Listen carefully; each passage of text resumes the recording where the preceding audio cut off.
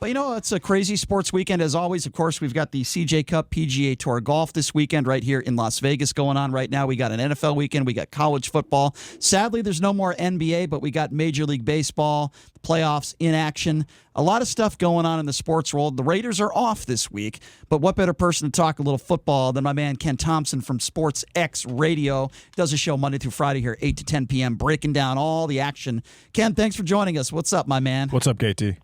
Hey, another great weekend coming up. Great football. Hopefully, no more positive, cases as far as we know. Let's talk about that. All the games we'll get in. Yeah. Let's talk about that before we break down some of the games today. This story coming out, UNLV football program. They now have confirmed multiple cases, positive tests. Now they're saying that no games have been canceled, and there's not enough people that have tested positive to cancel the first game on the road. They play San Diego State, but this is certainly not a good thing. For lack of a better term, this is not a positive story. Yet it is. I mean, what do you make of this? And should this be concerning to UNLV? It's not just UNLV, though, Brian. It doesn't matter. We go back several months, seeing Clemson with 45 positive cases. We've seen Alabama. It doesn't matter. I mean, this as far as the COVID, it's not going to discriminate. And it is rather easy to pick it up. And when you have 65 to 100 players that you've got to monitor, you're not in a bubble. There is going to be somebody somewhere along the line, more than likely, that's going to pick it up. And by the time you find out, they may infect others. I mean, it's just, there's not a perfect science. You can do what you want. You can try and minimize with the mask, social distancing. But let's be realistic. How many family members are going back to their families where there's, say, 4, 5, 6 people in a family? You're going home. Do you track where every one of your family members is that day? And are you going to go home and social distance when you're in your house and not, hug your daughter or your brother or your sister or your wife? It's hard to really stay on top of this many players when they're not in a bubble and they have their own lives outside of football. I agree with you to an extent, but with that being said, I thought the Raiders screwed up a little bit with that event that they held a few weeks ago. I thought that just looked bad for the franchise, and I appreciate Davis coming forward and putting out the statements that he did. I hope the Raiders learn their lesson, and I hope that it's a lesson to all NFL teams. But hey, let's move on to some positive stuff, right? Not just Raiders talk, but just NFL talk. Well, we know that the Pro Bowl has now been moved to 2022 in Las Vegas, but now we're learning that New Orleans was supposed to be hosting the 2024 Super Bowl. But even though it's not 100% yet, it appears as though we have a great shot of having the 2024 Super Bowl in Vegas. Tell us about this. Yeah, that'll be absolutely huge for the city and well-deserved. And same thing with the draft moving, which we were supposed to have this April, but we'll move that right here and have that in 2022 as well. So Vegas, Brian, you and I know, and JD knows, the betting capital, sports betting capital, all that stuff, sports gaming, and it's been poo-pooed for years by all these people now that have jumped on the bandwagon and acting like their station is pro-gambling. I mean, please, how many times I got ostracized for doing my show where I was promoting gambling. You know why? Because on a Thursday night game when it's Cleveland and Cincinnati and it's 6-3 in the third quarter, who the hell is watching that right. day unless there's a side and a total that we can bet on? So, correct.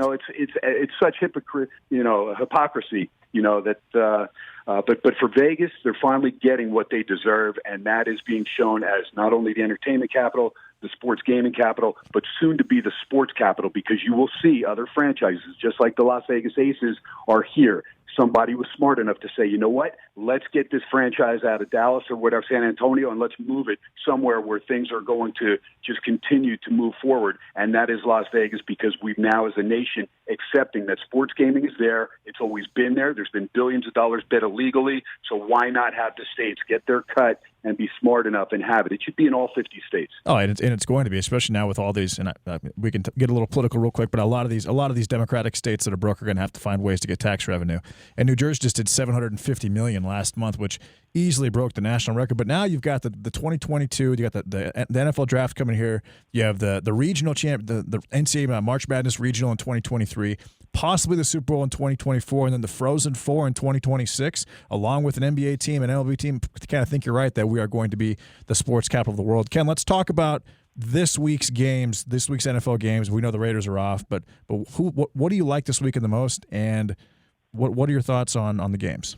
Okay, so Pittsburgh and Cleveland, they've always tried to make this as a rivalry, and it hasn't been. It's been so one-sided over the years because Pittsburgh's just dominated and Cleveland just can't get out of their own way. But this Cleveland team is pretty darn good. We see them moving up and down the field offensively. However, doing my research now, understanding that you've got Jarvis Landry, you've got OBJ, these guys haven't practiced, you got Baker Mayfield with sore ribs, I'm leaning towards Pittsburgh, and the reason being they have 20 sacks already as a team. They are going to get in Mayfield's face, and they are going to make him make mistakes. T.J. Watt has been in his brother J.J.'s shadow throughout his life.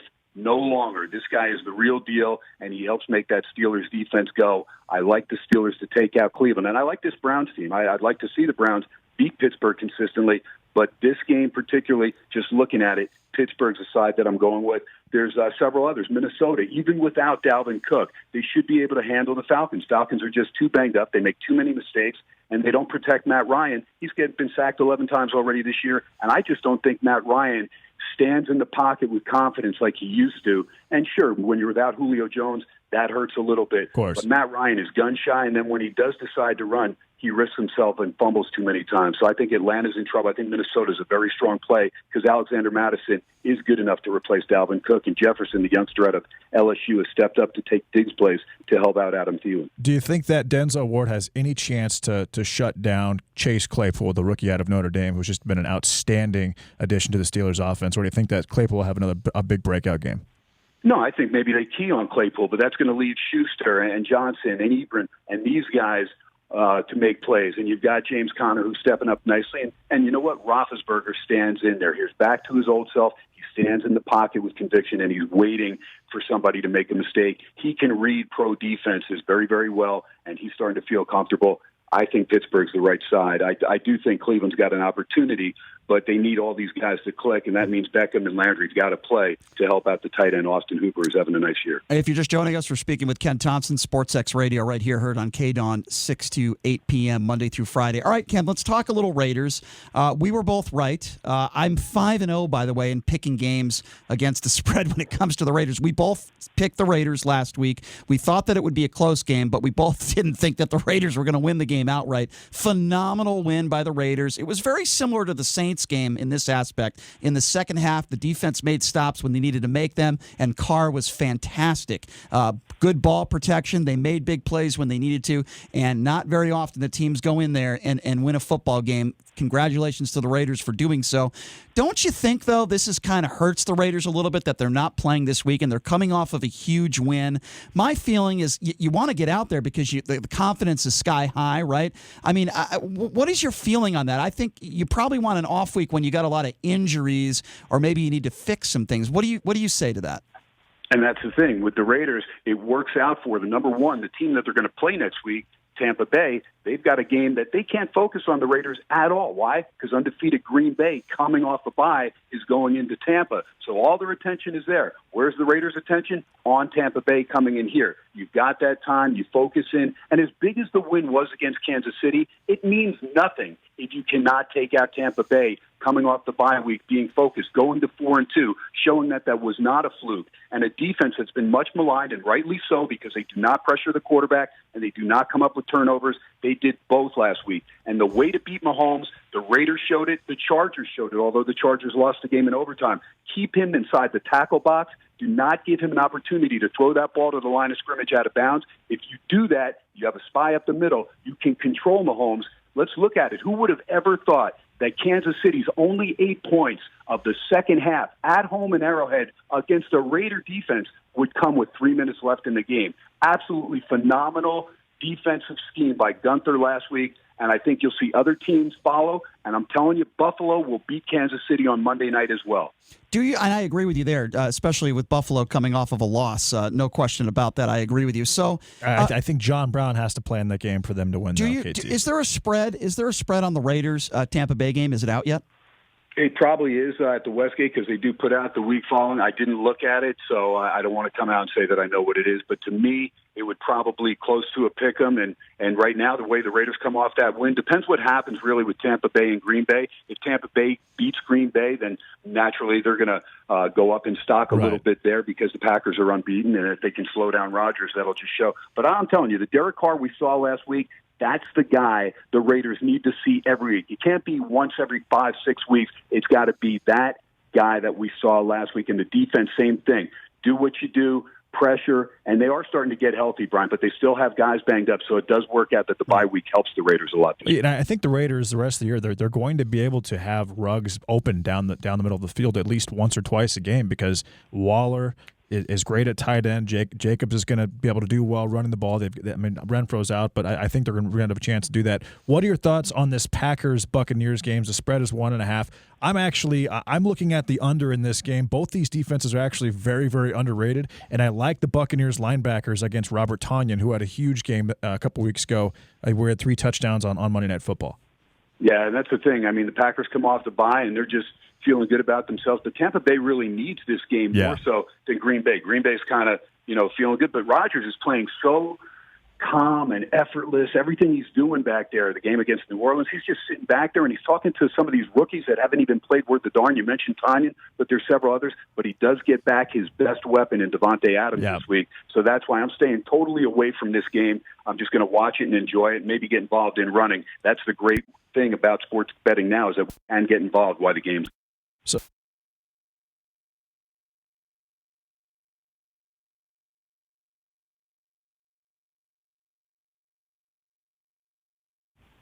Are we back on the air? I thought so. I think we had some technical issues earlier. All right. Yeah, I'm back. Want to ask you about college football this weekend. Huge game, Alabama versus Georgia. You saw the LSU-Florida game was canceled because of the 17 players that have the virus. Alabama versus Georgia. I look at this Georgia defense, Ken, and I don't think I've seen a defense this dynamic at the college football level in over 10 years. I think they have unbelievable athletes at linebacker. They don't have a weakness defensively. I like this Stenson Bennett kid. I think they've got George Pickens, who is a solid number 1 wide receiver. They've got talent at the running game. They've got a big offensive line. I think Georgia beats Bama. Do you agree with me? No, I do not. I think Bama takes care of business. What talented running games. Zamir White, 22 carries for 50 yards last game. I mean, I'm not sold on Georgia's running game, and they have not played an offense that's anything like Mac Jones. Najee Harris, maybe the best back in the country, and then you got Devonta Smith and Jalen Waddle. That combination, Georgia better be ready to cover them. So as much as I want with my heart to see Saban's team go down, I'm not sold that Stetson Bennett's the answer. Last week, not great stats, but he can run, and that's what JT Daniels doesn't do. But I think if Bennett struggles, you may end up seeing JT Daniels. Monty Rice, outstanding linebacker for Georgia. They got 3 of them that are great. But I'm looking for Moses and Battle and those guys for Bama to step up. I think Bama's going to roll in the game. So you think Bama's defense is better than they've played? Well, here's the thing. When you're playing a team like Ole Miss, baby, that opens it up, there's games that you're going to win. Look, they put up 63. Why? Because that was the style of the game, so they adjusted, and that's what they did. They outscored them. Georgia, they're not going to put up 63. They're not going to 48. They're not going to put up close to that against Bama. So I think this game will be more like, I'll say 31-20 Alabama. All right, Ken, we'll always appreciate it when you take some time to join us. Be looking forward to SportsX Radio tonight, 6 to 8 p.m. Thanks for breaking everything down, man. I appreciate it. You guys, one of the best shows that you have had has been today. Outstanding. All right. Thanks a lot, KT. All right. By the way, just real quick, where can we find your place, KT? Well, we can find him with a dial tone. Well, the answer is againsthenumber.com. Fair enough.